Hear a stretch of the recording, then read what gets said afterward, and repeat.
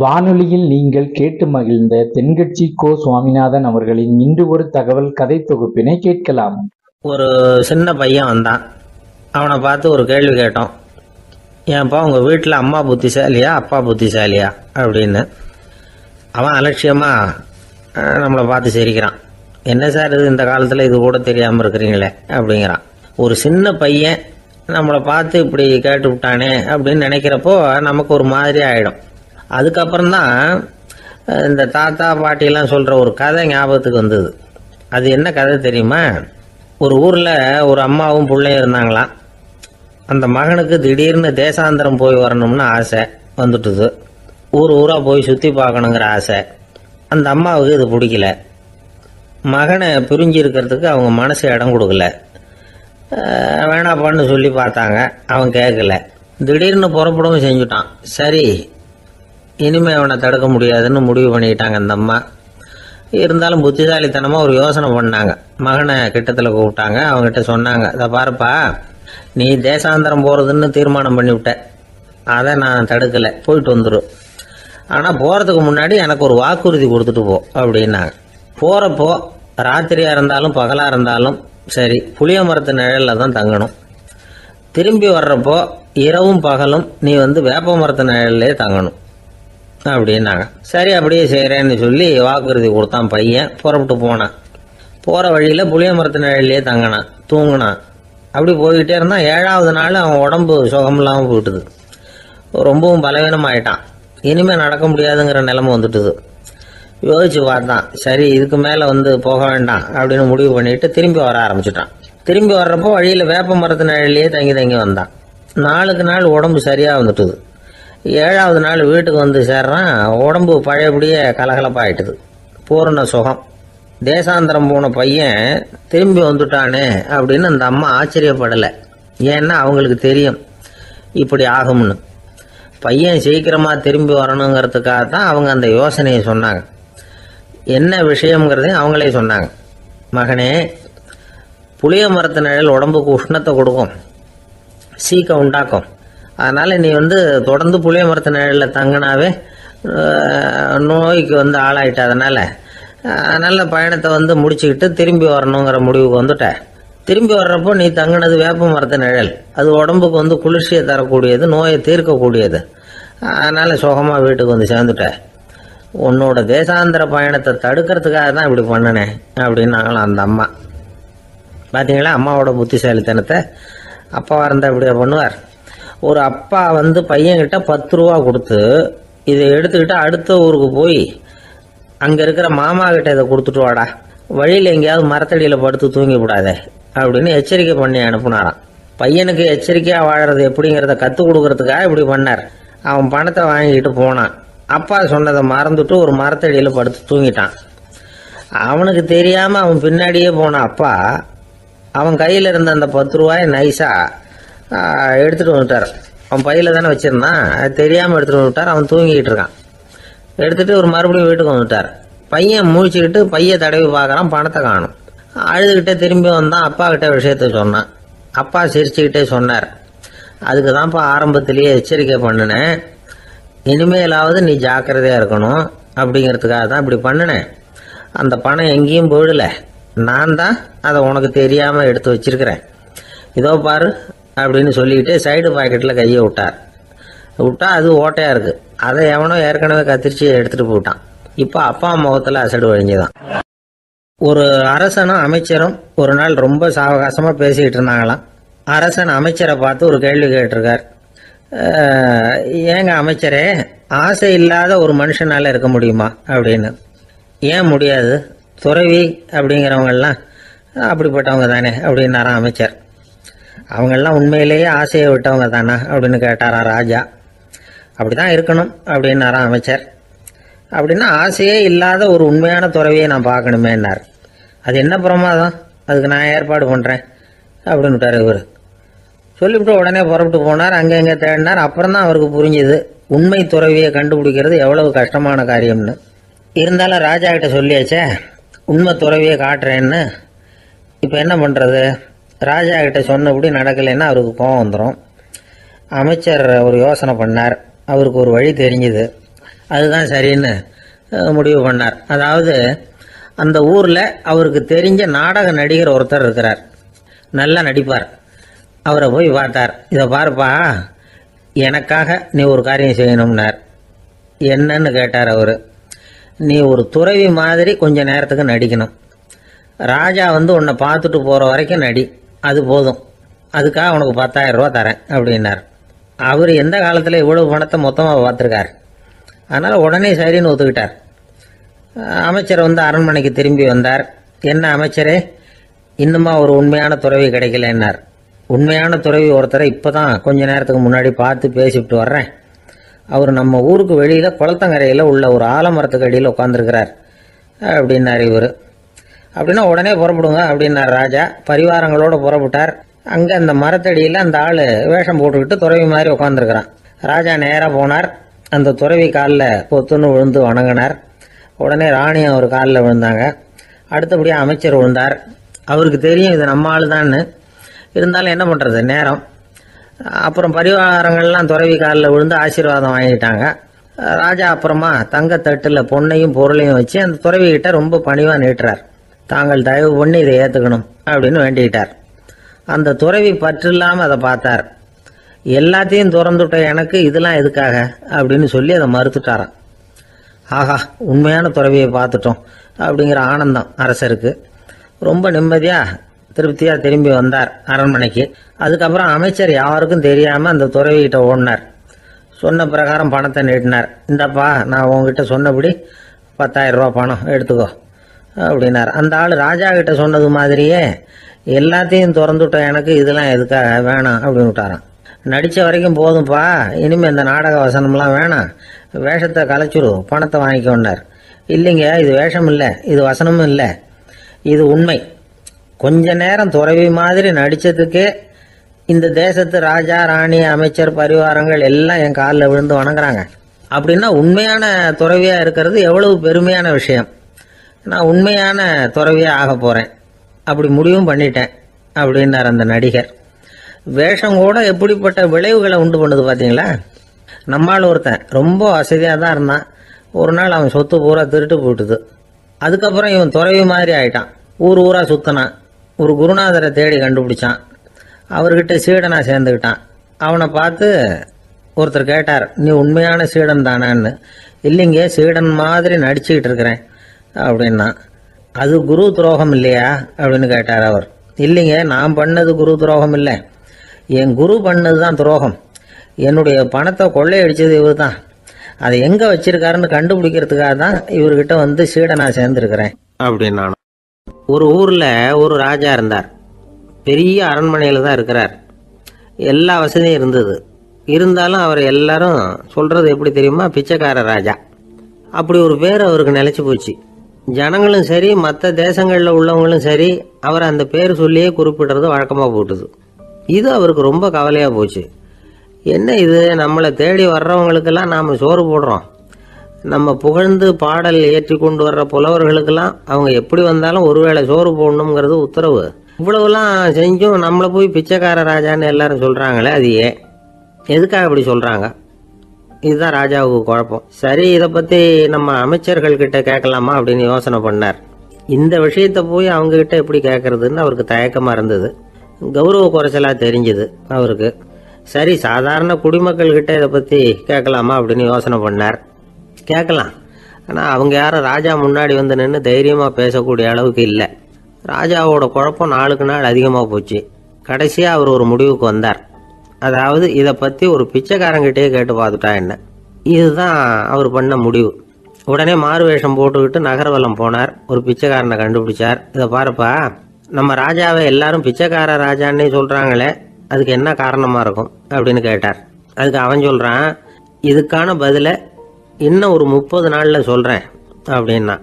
உடனே இவருக்கு சந்தோஷம். உண்மையை அவங்ககிட்ட சொன்னார். நான் வேற யாரும் இல்லை, நான் தான் இந்த நாட்டு ராஜா. இப்போ நீ என் கூடவே வந்துடு, அரண்மனையிலேயே தங்கிக்கோ. 30 நாள் கழித்து எனக்கு பதில் சொல்லிவிட்டு அதுக்கப்புறமா நீ போகலாம் அப்படின்னு சொல்லி அழைச்சிட்டு வந்துட்டார். அரண்மனையில் ஒரு மூலையில் அவன் தங்கறதுக்கு இடம் கொடுத்தார். தினம் 2 வேளையும் இவனுக்கு சோறு போடுங்க அப்படின்னு உத்தரவு போட்டார். ராஜா கொடுத்த இடத்துல போய் உக்காந்துக்கிட்டான் அந்த பிச்சைக்காரன். தினமும் அந்த அரண்மனையில் நடக்கிறதையெல்லாம் கவனிச்சுக்கிட்டு வந்தான். வேளைக்கு சாப்பாடு வரும், சாப்பிட்டுக்கிட்டு இருக்கான். இப்படி 30 நாள் முடிஞ்சுது. ராஜா வந்தார். என்ன, என்னோட கேள்விக்கு பதில் என்னன்னு கண்டுபிடிச்சிட்டியான்னார். கண்டுபிடிச்சிட்டேன்னா.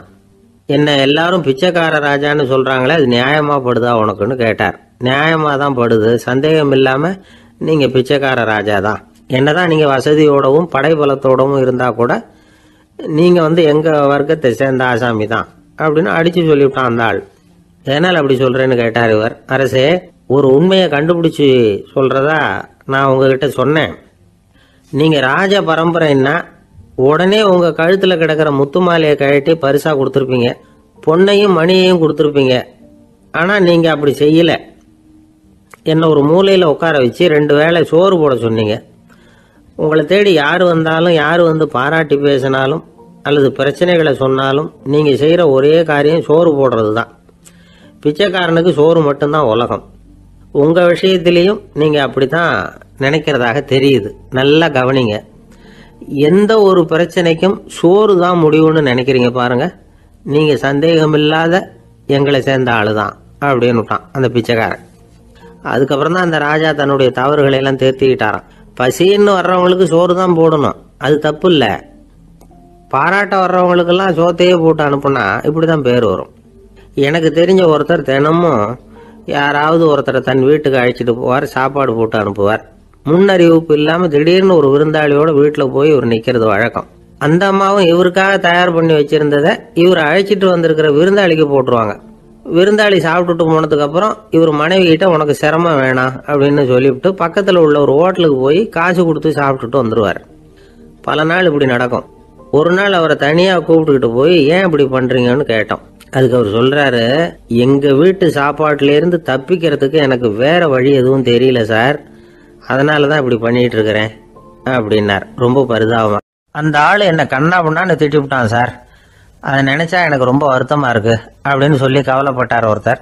இதுல கவலைப்படுறதுக்கு என்ன இருக்குது அப்படின்னார் ஒரு பெரியவர். அவர் ஒரு மகான். என்ன சார் இப்படி சொல்றீங்க, ஒருத்தர் நம்ம பார்த்து திட்டுனா வருத்தமா இருக்காதா அப்படின்னார். அது எப்படி வருத்தமா இருக்கும், திட்டுறதுங்கிறது என்ன, அது வெறும் சத்தம் தானே அப்படின்னார் அந்த பெரியவர். நம்ம ஆளுக்கு தலையை பிச்சுக்கலாம் போல இருந்தது. இருக்காது அப்படின்னா நமக்கு அப்படித்தானே தோணுது. அந்த பெரியவர் சொல்றது ரொம்ப பெரிய விஷயம். அதை நாம புரிஞ்சிக்க முயற்சி பண்ணலாம்னா நடைமுறை வாழ்க்கைக்கு அது ஒத்து வர்றது மாதிரி தெரிய மாட்டேங்குது. இருந்தாலும் அந்த பெரியவர் அதுக்கு என்னதான் விளக்கம் கொடுக்குறாருன்னு பார்ப்போமே. ஒரு ரயில் போயிட்டு இருக்கு, அதுல ஒரு சாது போயிட்டு இருக்கார். அந்த ரயில் அவர் ஹரித்வாரம் போயிட்டு இருக்கார். அவரு ரயிலில் ஏகப்பட்ட கூட்டம். நம்ம ஊர் ரயில் கேட்க வேணும், டிக்கெட் வாங்கிட்டு கொஞ்சம் பேர், வாங்காத கொஞ்சம் பேர். அது என்னத்துக்கு அனாவசியமா டிக்கெட் அப்படிங்கிற நினைப்புல பாதி பேர். இந்த கூட்டத்துக்கு மத்தியில் அந்த சாதுவும் போயிட்டு இருக்கிறார். உட்கார்றதுக்காக இருந்த இடத்துல ஒரு ஆள் படுத்திருக்கிறான், கொஞ்சம் முரட்டு ஆசாமி. அவன் காலு பக்கத்தில் கொஞ்சோண்டு இடம் பாக்கி இருந்தது. அந்த இடத்துல இந்த சாது உட்காந்துருந்தார். மெதுவாக உட்காந்துக்கிட்டார் போய். ஆனால் அந்த ஆள் ராத்திரி பூரா இவரை காலால் உதச்சிக்கிட்டே இருக்கிறான். அது இவருக்கு ரொம்ப அவமானமாக பட்டுது. அதனால துக்கம் ஏற்பட்டது. இருந்தாலும் அதை ஒரு மாதிரியாக சகிச்சுக்கிட்டே இவர் சேர்ந்தார். பொழுது விடிஞ்சது. அந்த சாது ஹரித்வார் சேர்ந்தார். அங்கே ஒரு பெரிய ஞானியை சந்திச்சார். ராத்திரி ரயிலில் அந்த ஆள் உதைச்சதையும் அதனால் தனக்கு ஏற்பட்ட துக்கத்தையும் இந்த சாது அந்த ஞானிகிட்ட சொன்னார். சொல்லிவிட்டு, ஏன் சுவாமி, எனக்கு துக்கம் ஏற்பட்டதே அது தப்பா அப்படின்னு கேட்டார். தவறுதான் அந்த ஞானி. உனக்கு இன்னமும் தேக அபிமானம் போகலைங்கிறது தான் அது காட்டுது. அஷ்டாவக்கிரர் என்ன சொல்றார் தெரியுமா, உண்மையான ஞானி யாராவது தன்னை வந்தனை செய்தால் அதற்காக சந்தோஷப்பட மாட்டார், யாராவது நிந்தனை செய்தால் அதற்காக வருத்தப்பட மாட்டார் அப்படின்னு சொல்றார். நிந்தனைங்கிறது ஒரு ஒலி தான். தேகாபிமானம் இருக்கிற வரைக்கும் இந்த ஒலி நம்மளை வேதனைப்படுத்தும். நான் தேகம் இல்லை, ஆத்மா அப்படிங்கிற நினைவு இருந்தா இந்த ஒலி நம்மளை பாதிக்காது. மனு என்ன சொல்றார் தெரியுமா, ஒரு சாதகன் பாராட்டுதலை விஷம்னு நினைச்சு பயப்படணும், அவமானத்தை அமிர்தம்னு நினைச்சு சந்தோஷப்படணுங்கிறார். அவமானப்பட்டா கவலைப்படாம எப்படி இருக்க முடியும் அப்படின்னு தான் நமக்கு தோணும். அதனாலதான் நம்மள யாரும் இதுக்கு உதாரணமா யாரையும் காட்ட முடியல. புத்தரையும் கபீரையும் உதாரணமா காட்டுறாங்க. அவங்களுக்கெல்லாம் அவமானம் ஏற்பட்டப்போ கவலையே படலையாம். புத்தரை அவமானப்படுத்தணுங்கிறதுக்காக கௌசாம்பி ராணி ஒரு இளம் பெண்ணை கொலை பண்ணி சடலத்தை புத்தர் குடிசைக்கு முன்னாடி போட சொன்னார். போட்டாங்க. புத்தர் தான் அந்த பொண்ணை கெடுத்து கொலை பண்ணி விட்டாருன்னு எல்லாரும் நினைச்சாங்க. ஆனா புத்தர் இதை பத்தி கவலையே படல. அப்புறமா உண்மை தெரிஞ்சதும் புத்தர் புகழ் இன்னும் அதிகமாயிட்டது. ஒரு பெரிய சபையில ஒரு மோசமான பொண்ணு நுழைஞ்சு தனக்கும் கபீருக்கும் சம்பந்தம் உண்டுன்னு சொன்னா. கபீர் கவலைப்படல. அவங்க மாதிரியெல்லாம் நாமளும் இருக்க கத்துக்கணும். நிந்தனை, அபகீர்த்தி, அவமானம் எல்லாம் ஆண்டவன் கொடுக்கிற பிரசாதம்னு நினைக்கணும் அப்படின்னு சொல்றார் அந்த ஞானி. இதை கேட்ட இந்த காலத்து ஆசாமி ஒருத்தர், நான் கூட அப்படிதான் சார், யாராவது அவமானப்படுத்தினா கவலைப்பட மாட்டேன். நேத்து கூட ஒருத்தர் என்ன பலார்னு அரைஞ்சுட்டார், நான் கொஞ்சம் கூட கவலைப்படல, பேசாம வந்துட்டேன்னார். ஏன் அப்படி வந்துட்டீங்க அப்படின்னு. அவர் அரைஞ்சதுலேயும் ஒரு அர்த்தம் இருந்தது, அதனாலதான் அப்படி வந்துட்டேன்னார். ஏன் அரைஞ்சாருன்னு கேட்டேன். 10 வருஷத்துக்கு முன்னாடி 15 ரூபா அவர்கிட்ட கடன் வாங்கினேன், அதை கேட்டு கேட்டு பார்த்துட்டு கடைசியா தான் அரைஞ்சார் அப்படின்னார். ஆண்டவனுடைய பிரசாதம் இவருக்கு அடிக்கடி கிடைக்கும் போல இருக்கு. ஒரு ஆள் இருந்தான், நிறைய பணம் சம்பாதிச்சான், ஆனா செலவு பண்ண மனசு வரல, கருமி. அவன் என்ன பண்ணா, சேர்த்த பணம் பூராவையும் ஒரு மரத்தடியில புதைச்சி வச்சிருந்தான். வாரத்துக்கு ஒரு தடவை அந்த மரத்தடிக்கு வருவான், புதைச்ச இடத்த ஆவலோட பார்த்துக்கிட்டு இருப்பான், அதுக்கப்புறம் போயிடுவான். அவ்வளவுதான். ஒரு நாள் ஒரு திருடன் வந்தான், இவன் புதைச்சி வச்சிருந்ததெல்லாம் எடுத்துட்டு போட்டான். இது தெரிஞ்சு போச்சு. அந்த கருமி புலம்ப ஆரம்பிச்சிட்டான். இவன் புலம்பலை கேட்டதும் அக்கம் பக்கத்தில் இருந்தவங்க எல்லாம் ஓடி வந்தாங்க. என்ன விஷயம்னு விசாரிச்சாங்க. இவன் சொன்னான். ஒரு பெரியவர் கேட்டார், ஏப்பா வாரம் வந்து இந்த இடத்த பார்க்கறதாக சொன்னியே, எப்போவாவது இதில் இருக்கிற பணத்தை எடுத்து செலவு பண்ணியிருக்கியா அப்படின்னு கேட்டார். நான் அப்பப்போ வந்து அதை பார்க்கறது தான் வழக்கம், அதை தொட்டதே இல்லைன்னு அவன். சரி அப்படின்னா இப்போவும் நீ அதே மாதிரி வாரம் ஒரு தடவை வந்து இந்த இடத்த பார்த்துட்டு போகலாமே அப்படின்னாராம் அந்த பெரியவர். அதுவும் சரிதானே, எவ்வளவு காலமானாலும் அவன் அந்த பணத்தை எடுத்து செலவு பண்ண போறதில்ல.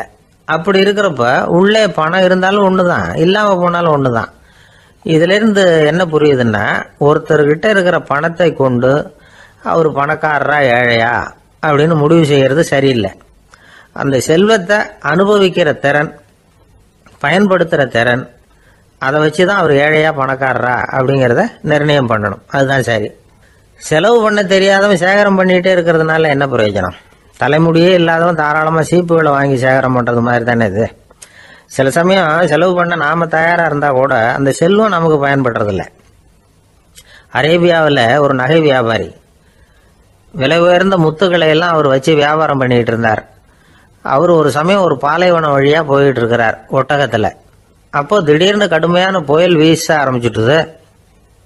திசை தவறி இவர் எங்கேயோ வந்துட்டார். கூட வந்தவங்களையும் காணல, எங்க போனாங்களோ தெரியல. இவர் ரொம்ப பயந்து போய் அங்கே எங்கேயுமா அலைஞ்சு திரியிறார். வழியே தெரியல. பசி கடுமையாயிட்டுது.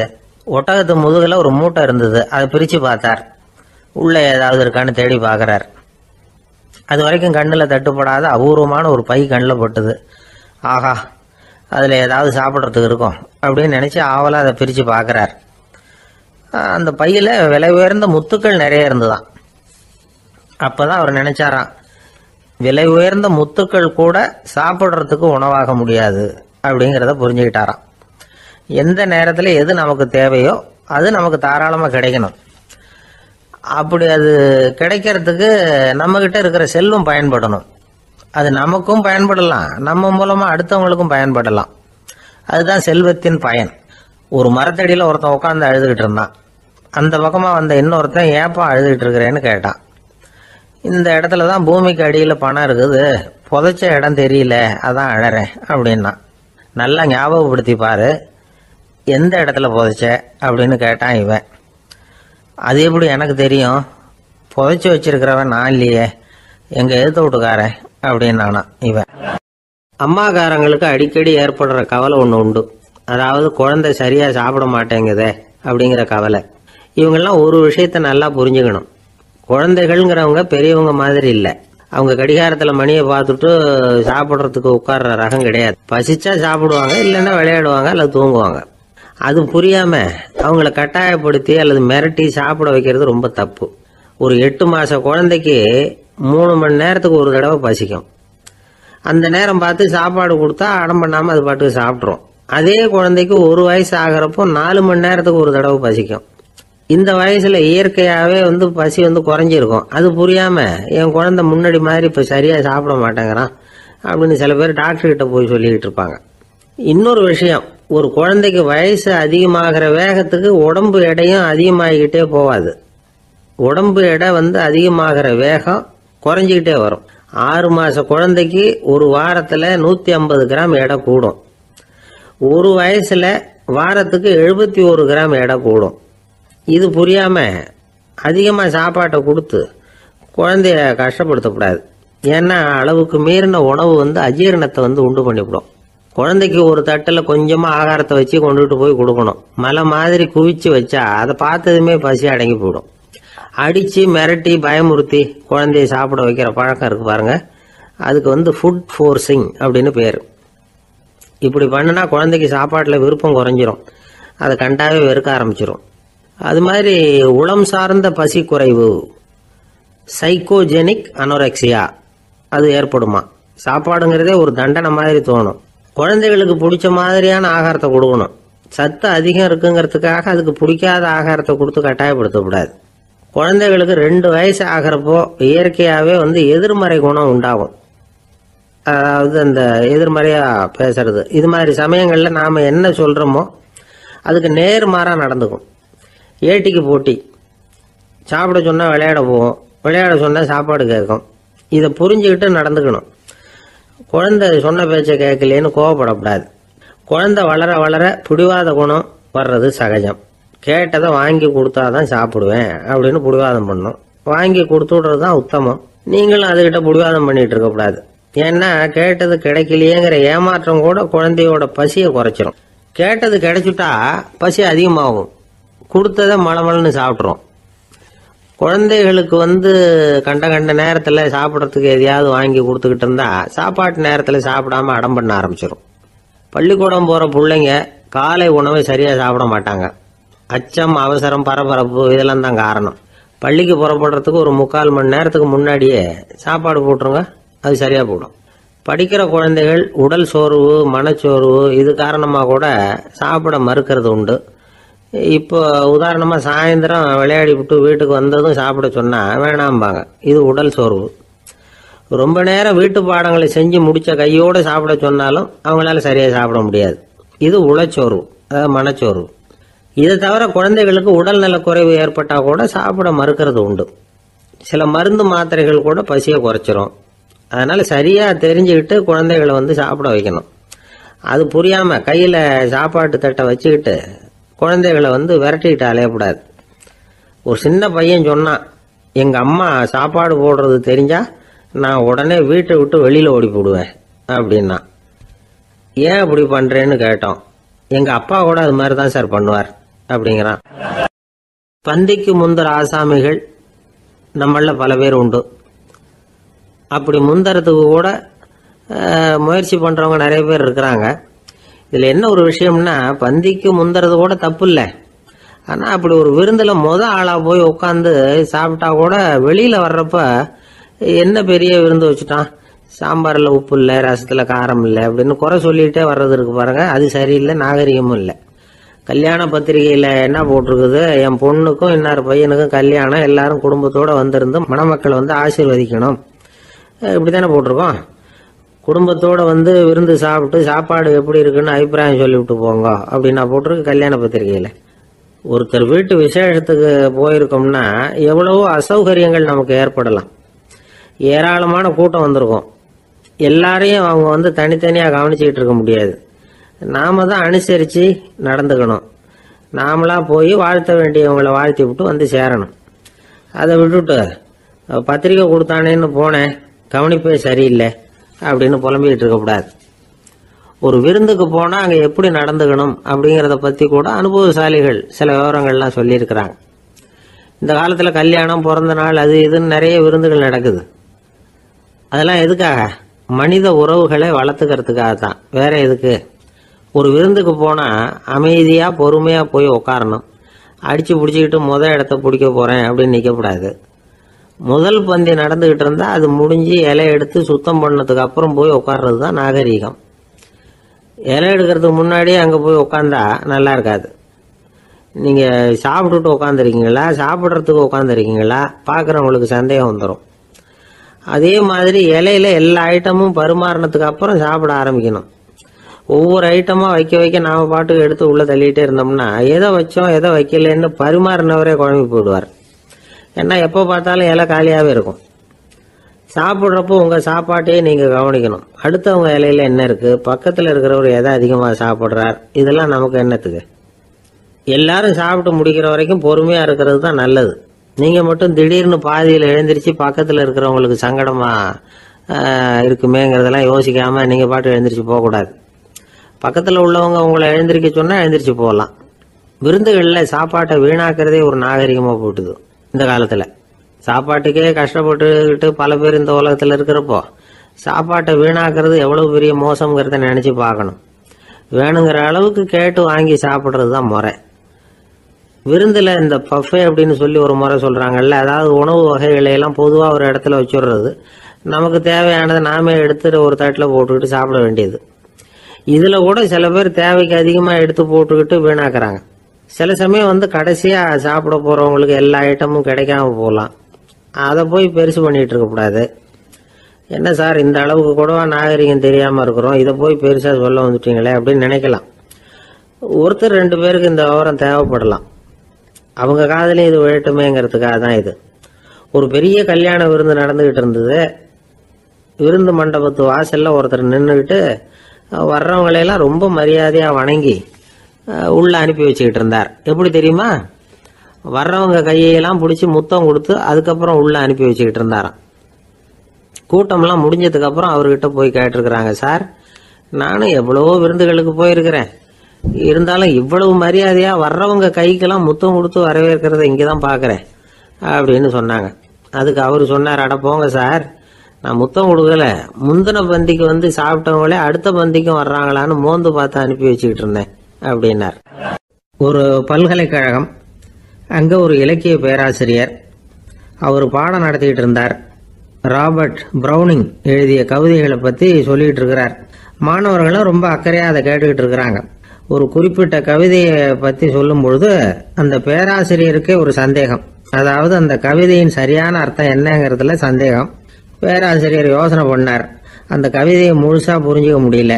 அதனால் மாணவர்களை பார்த்து சொன்னார், மாணவர்களே ஒரு நாள் பொறுத்துங்க, இந்த கவிதையை எழுதின கவிஞர் எங்கள் வீட்டுக்கு பக்கத்தில் தான் இருக்கிறார். இன்னைக்கு சாயந்தரம் நான் அவரை நேரிலேயே போய் பார்க்குறேன், பார்த்து இதுக்கு என்னங்க அர்த்தம்னு கேட்டுட்டு வந்துடுறேன், அதுக்கப்புறம் உங்ககிட்ட சொல்கிறேன் அப்படின்னாராம். அன்னைக்கு சாயந்தரமே அந்த பேராசிரியர் கவிஞரை தேடிக்கிட்டு போயிட்டார். கவிஞர் அவங்க வீட்டில் அவர் பாட்டு உட்காந்துருந்தாராம். இவர் போய் அவர் முன்னாடி உட்காந்தார். அப்புறம் கேட்டார், ஐயா அந்த கவிதையின் முழு பொருள் என்னன்னு தெரிஞ்சுட்டு போகிறதுக்காக வந்திருக்கிறேன் அப்படின்னாராம். எந்த கவிதை அப்படின்னாராம் அவர். இவர் அந்த கவிதையை சொல்லியிருக்கார். கவிஞர் கொஞ்சம் யோசனை பண்ணிவிட்டு அப்புறம் சொன்னாராம், பேராசிரியரே நீங்கள் கொஞ்சம் தாமதமாக வந்துட்டீங்கன்னாராம். இவருக்கு ஒன்றும் புரியல. நீங்கள் என்ன சொல்கிறீங்க, நான் தாமதமாக வந்துட்டேன்னா? நீங்கள் தான் உயிரோடு இருக்கிறீங்களே, அப்படி இருக்கும்பொழுது நான் தாமதமாக வந்துட்டேன்னா அது எப்படி அப்படின்னு இவர் குழம்பி இருக்கிறார். இப்போ கவிஞர் சொன்னாராம், ஐயா நான் உயிரோடு இருக்கிறேன்னா இல்லையாங்கிறது முக்கியம் இல்லை, நான் அந்த கவிதை வரிகளை எழுதினப்போ 2 பேருக்கு அதோட அர்த்தம் தெரிஞ்சிருந்தது, இப்போ ஒரே ஒருத்தருக்கு தான் அதோட அர்த்தம் தெரியும் அப்படின்னாராம். பேராசிரியர் யோசனை பண்ணியிருக்கார். அப்படின்னா அந்த ஒருத்தர் கவிஞர் ராபர்ட் ப்ரௌனிங்கை தவிர வேற யாரா இருக்க முடியும்? இவர் தான் அப்படிங்கிறத அவர் மனசில் நினச்சிக்கிட்டார். அதனால சொன்னார், ஐயா நான் தாமதமாக வரல, அந்த கவிதையின் பொருள் என்ன அது சொல்லுங்கன்னார். பேராசிரியரே நான் சொல்றது உங்களுக்கு புரியலன்னு நினைக்கிறேன். நான் இந்த வரிகளை எழுதினப்போ 2 பேருக்கு அதோட அர்த்தம் தெரிஞ்சிருந்தது. அந்த 2 பேர் யாருன்னா, ஒருத்தர் ராபர்ட் ப்ரௌனிங், அதாவது நான், இன்னொருத்தர் கடவுள். இப்போ அது கடவுளுக்கு மட்டும்தான் தெரியும். நானே இதை பற்றி பல தடவை யோசனை பண்ணி பார்த்தேன். இது ரொம்ப அழகானது, ஆனாலும் ரொம்ப வழுக்கலானது. அதை பிடிச்சிட்டோம்னு நினச்சிக்கிட்டு இருக்கும் பொழுதே காற்று மாதிரி அது உங்ககிட்ட இருந்து ஓடி போயிடுது. எனக்கு ரொம்பவும் வருத்தமாக தான் இருக்குது. நிச்சயமாக நான் தான் இந்த வரிகளை எழுதியிருக்கிறேன், அதில் அர்த்தம் இருக்குங்கிறது எனக்கு தெரியும், அதை நான் உணர்றேன். ஆனால் நீங்கள் என்னை மன்னிக்கணும், எனக்கே கூட அதை என்னால் விளக்க முடியல. அப்படி இருக்கும் பொழுது உங்களுக்கு எப்படி அதை நான் விளக்க முடியும் அப்படின்னாரா அந்த கவிஞர்.